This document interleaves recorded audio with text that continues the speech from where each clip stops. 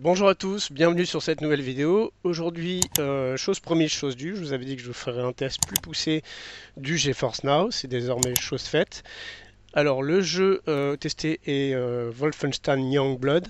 Alors c'est un jeu plutôt violent, donc je vous conseille d'éloigner vos enfants. C'est un jeu qui est interdit au moins de 18 ans en temps normal. Alors comme vous pouvez le voir, j'ai activé tous les détails au maximum. Le ray tracing est activé, j'ai pris le compte Finder de GeForce Now qui vous permet d'avoir cette fonctionnalité en plus. Alors, comme je vous le disais, j'ai une connexion qui est en ADSL 2+, à 16 mégabits par seconde en download et en upload de 1 mégabit par seconde. Je joue en Wi-Fi 5 GHz, très important pour avoir de meilleurs débits. J'ai testé également à la manette Xbox One Bluetooth. Il y a des latences vraiment trop longues, donc le jeu, dès qu'on tire, est injouable. Je tenais à le préciser, au cas où vous voudriez jouer avec une manette. En revanche, à la souris, il n'y a vraiment aucun souci. Le jeu est très fluide, comme vous pouvez le voir. Les détails sont vraiment au maximum. En 1080, je ne suis pas en 720. Franchement, je suis assez bluffé.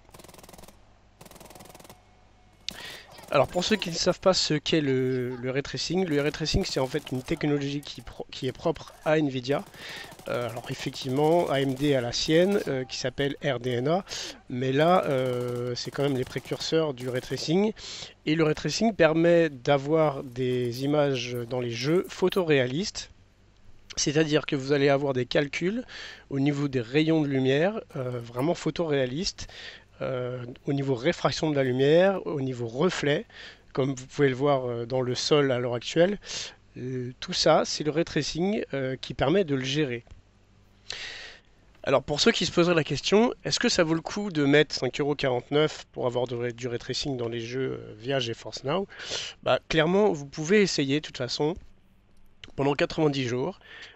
Et si vous voyez que ça ne fonctionne pas ou si ça ne vous plaît pas, vous pouvez tout à fait résilier pendant cette période de 90 jours et revenir sur un compte totalement gratuit avec des sessions de jeu d'une heure qui sont renouvelables à l'infini. Les gros avantages, c'est effectivement d'avoir des sessions de 6 heures renouvelées à chaque fois. Mais franchement, pour le prix, bah, je trouve que ça vaut carrément le coup. Surtout que cette technologie, vous ne l'avez pas dans les PS4 et Xbox One à l'heure actuelle. C'est vraiment le seul moyen de l'avoir et d'avoir une session de jeu vraiment réaliste avec les dernières technologies Nvidia. Si vous avez aimé ce test, n'hésitez pas à le liker, commenter si vous avez des questions à me poser et je vous retrouve très bientôt pour une prochaine vidéo. Merci, salut.